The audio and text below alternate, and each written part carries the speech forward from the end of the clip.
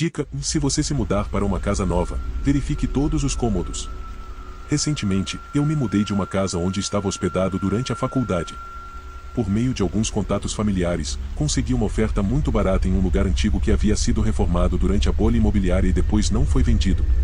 Era apenas um aluguel de curto prazo por alguns meses, enquanto eu estudava para as provas finais.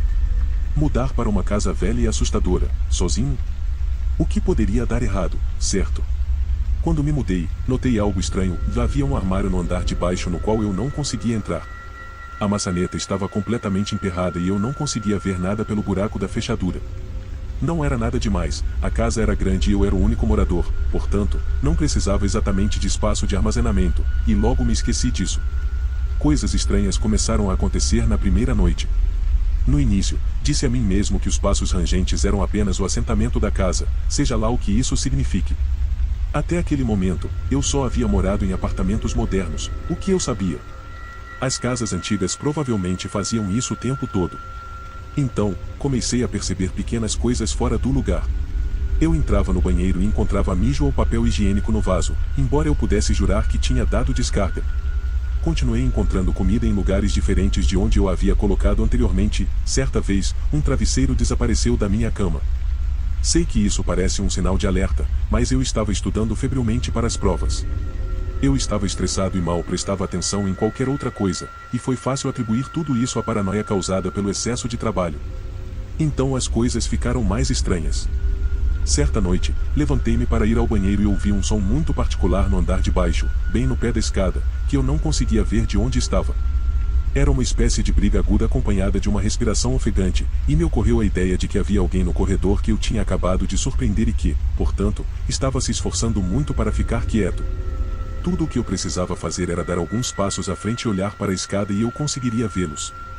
Isso levaria menos de um segundo. Então, é claro que não fiz isso, praticamente me joguei no banheiro e tranquei a porta.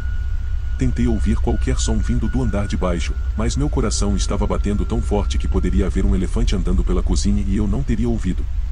Provavelmente fiquei ali por meia hora antes de pegar uma tesoura, me preparar e descer as escadas, esperando que um assassino em série usando o rosto de outra pessoa saltasse da escuridão em minha direção a cada passo. Obviamente, isso não aconteceu. Tudo parecia estar em ordem. A casa estava vazia.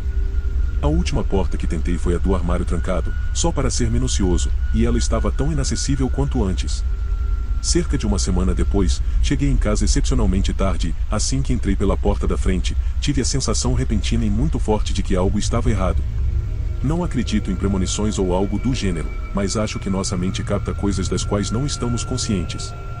Durante toda aquela noite, eu estava tão assustado que não conseguia me concentrar nos estudos. Continuei tendo ideias estranhas, como a de que, se olhasse para uma porta aberta, veria alguém parado ali, ou que não queria passar pelo sofá, caso houvesse alguém escondido embaixo dele. Por fim, fiquei tão agitado que decidi ir até a biblioteca da escola e estudar um pouco até que ela fechasse à noite, aparentemente para poder me concentrar melhor, mas na verdade porque não queria mais ficar em casa. No meio do caminho, parei e voltei atrás, decidindo que estava sendo estúpido. A biblioteca só ficaria aberta por mais uma hora, e eu mal conseguiria fazer alguma coisa. Eu só estava sendo paranoico porque nunca tinha morado sozinho antes. Quando estava subindo a entrada da garagem, olhei para a casa e vi uma luz apagada no andar de cima. Fiquei paralisado. Eu a tinha visto por apenas uma fração de segundo. Poderia ter sido apenas minha imaginação? Mesmo que uma luz tivesse se apagado, poderia ter sido uma lâmpada queimando? Ou havia alguém, ou algo, na casa? Após alguma hesitação, decidi que já estava farto disso. Eu iria descobrir o que estava acontecendo, mesmo que isso significasse provar para mim mesmo que eu estava apenas imaginando coisas. Entrei na casa e caminhei com confiança pelo saguão principal, acendendo as luzes e abrindo todas as portas que encontrei. Por Deus, eu ia provar a mim mesmo que não havia ninguém nesta casa. Então vi o armário trancado. Ele estava aberto. Não sei o que me fez olhar para dentro em vez de simplesmente sair dali. Era um espaço grande, muito maior do que eu esperava, e alguém havia feito bom uso dele. Havia um saco de dormir encostado em uma parede, além de vários itens de alimentos não perecíveis que haviam desaparecido misteriosamente no último mês e meio. E bem ali, na cabeceira do saco de dormir, estava meu travesseiro perdido, ao lado de uma faca muito grande de aparência mortal. Alguém estava morando lá comigo, no armário.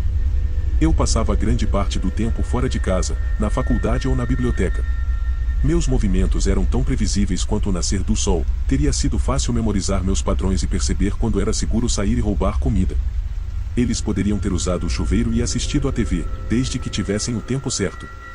Eu tinha que passar direto pelo armário para sair, eles provavelmente me ouviram colocando a mochila nas costas e acharam que era seguro sair.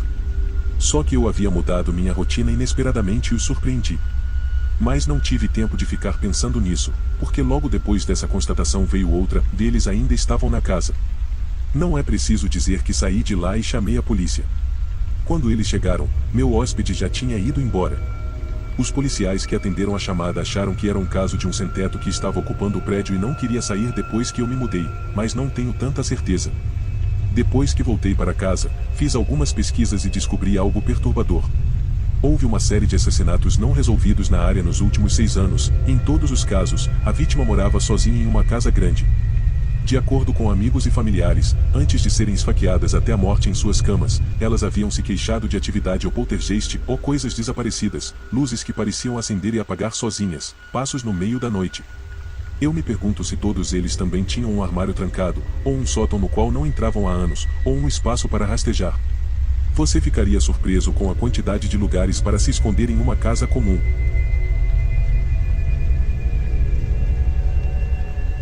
Sempre troque as fechaduras quando comprar uma casa nova. Então isso aconteceu em 2013 e eu tinha 17 anos. Minha família estava vendo uma casa e o proprietário apareceu e conversou com meus pais. Parecia ser um homem mais velho e simpático que construiu a casa sozinho. É uma bela casa de 2 andares com vista para um rio. De qualquer forma, eu estava parado observando todos conversarem e, enquanto o proprietário falava e ria, houve um intervalo na conversa em que ele se afastou dos meus pais e sua expressão mudou completa e instantaneamente, de feliz para a carranca mais sinistra e odiosa que já vi. Acho que ele não percebeu que eu estava assistindo. Provavelmente parecia estar no meu celular, pois minha cabeça estava baixa. Assim que ele se virou, voltou a sorrir instantaneamente. Foi muito assustador e, sinceramente, me deixou enjoada. Contei à minha mãe, que disse que era estranho, mas talvez ele fosse apenas estranho. Então compramos a casa. Nós nos mudamos e no fim de semana seguinte, minha família estava indo para a igreja, mas eu não estava com vontade de ir. Então todos eles me deixaram em casa. Então, no domingo de manhã, por volta das 11 horas, ouço um barulho muito alto do lado de fora. É ritmado e vem da lateral da casa. Eu estava do outro lado da casa, no 2º andar. Sinceramente, eu, idiota, pensou que talvez fosse o vento. Estava ventando muito naquele dia. E não dei muita importância. 10 minutos depois, ouvi um barulho de pessoas andando no andar de baixo, cadeiras se mexendo, armários de cozinha se abrindo e a geladeira se abrindo. Imediatamente, tranco a porta em silêncio, pego meu taco de beisebol e ligo para o 911. Enquanto informo meu endereço, mando uma mensagem de texto para minha mãe e digo a ela que alguém está em casa e que liguei para o 911. Nesse momento, o operador do 911 disse que alguém estava a 10 minutos de distância. Eu lhe digo isso porque ouvi passos andando em direção às escadas. Basicamente, a casa é tão fina que eu podia rastrear onde ele estava na casa. Nesse momento, minha mãe respondeu que estava a caminho. Ela está a 30 minutos de distância. Então, aqui está uma garota de 17 anos, 1,70 m e 90 quilos, encolhida em seu quarto, sabendo muito bem que se ele entrasse, me dominaria e pegaria o bastão. Eu estava apavorada. Eu o ouvi caminhar pelo corredor em direção à minha porta. Vi a maçaneta girar e parar. Ela estava trancada. E o ouvi ficar parado ali. Ele não se mexeu. Eu podia ouvir sua respiração. Parecia uma eternidade, mas na verdade acho que foram cerca de 10 segundos. Eu o ouvi se virar e voltar para baixo. Ouvi a porta dos fundos abrir e fechar. Cerca de 3 minutos depois, a polícia chegou. O operador do 911 me perguntou se eu poderia deixá-los entrar ou se eles precisariam forçar a entrada. Eu sabia que ele tinha saído, então os deixei entrar. Não havia ninguém lá, nenhum sinal de arrombamento, nada. Quando minha mãe chegou, Ela olhou para meu padrasto e perguntou se ele havia trocado as fechaduras. Ele não havia trocado. Acho que a parte mais assustadora, e o que realmente validou minha história, foi que minha mãe tinha acabado de passar o aspirador de pó no corredor.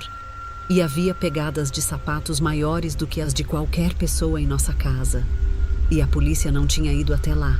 E eles pararam do lado de fora do meu quarto. Ele morreu cerca de 1 ano depois disso. Por favor, não se esqueça de trocar suas fechaduras.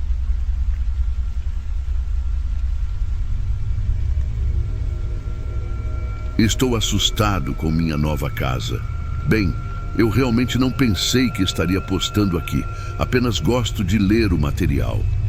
O que está acontecendo parece pouco comparado a algumas das coisas que tenho visto, mas mesmo assim, eu queria um conselho antes que chegasse a esse ponto.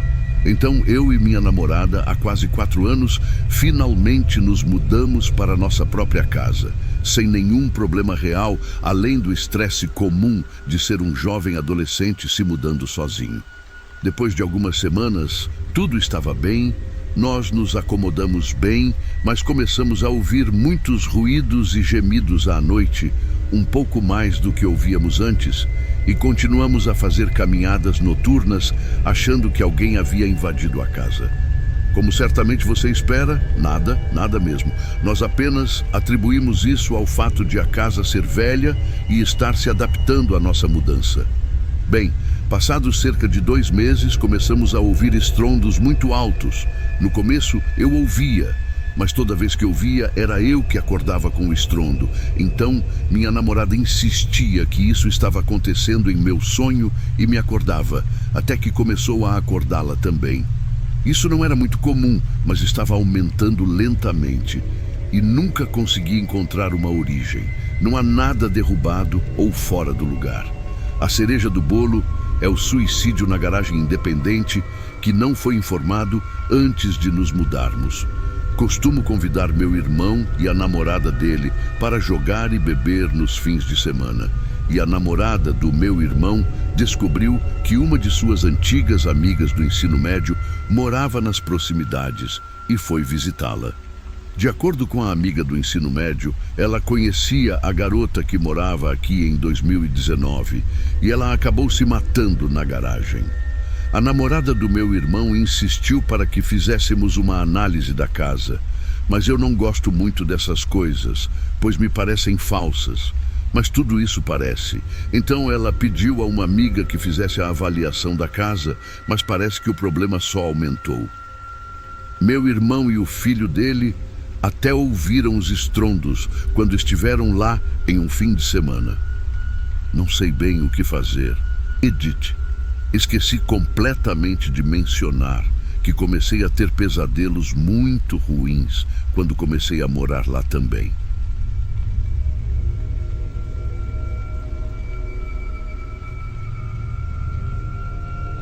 A nova casa de meus pais é assombrada. Oi, meu nome é Nevaé, e a casa dos meus pais é assombrada. Eu me mudei de volta para a casa dos meus pais, depois de alguns problemas pessoais. Meus pais moram na Carolina do Norte, um estado extremamente assombrado. E a casa para a qual eles se mudaram é uma casa com 8 quartos e um porão. A única história que eu realmente conheço é que um médico morava aqui antes de nós, o que é muito assustador. Por que precisar de 8 quartos para uma pessoa? Uma coisa sobre a casa que eu notei é que todas as fechaduras estavam do lado de fora das portas. A razão pela qual eu digo que estavam é porque eram fechaduras de correr que foram parafusadas na porta e você ainda pode ver os buracos na porta, mas isso é assustador por si só. Shaidon, o porão tem sua própria porta que dá para o lado de fora. Você sai pela porta e sobe a escada à sua esquerda. Você praticamente desce até o chão. Essa escada tem seu próprio telhado no nível do chão. Ele estava embaixo dela tomando ar quando ouviu passos de 2 pés em cima dela. Amorei. Nosso quintal tem um galpão que fica do outro lado do quintal. O galpão tem uma luz com sensor de movimento que se apaga constantemente à noite. Ela já ouviu coisas andando pela casa. E a parte assustadora da história do meu irmão é que a janela dela fica bem acima da plataforma em que ele ouviu os passos. E finalmente, eu, Nevaé, ouvi sussurros no meio da noite. Ouvi algo subir as escadas correndo em minha direção, o que assustou o gato, e agora que estou escrevendo isso, sinto que estou sendo observada. E algumas outras histórias são do meu irmão mais novo, Adonija, que teve sonhos horríveis com sua mãe, minha madrasta, sentada no canto do quarto dele, olhando para o teto e chamando seu nome. Minha madrasta viu uma aberração no final de sua cama e, na noite seguinte, sonhou que um fantasma veio até ela e lhe disse que não estava aqui para nos machucar. Achei que vocês achariam interessante esta postagem.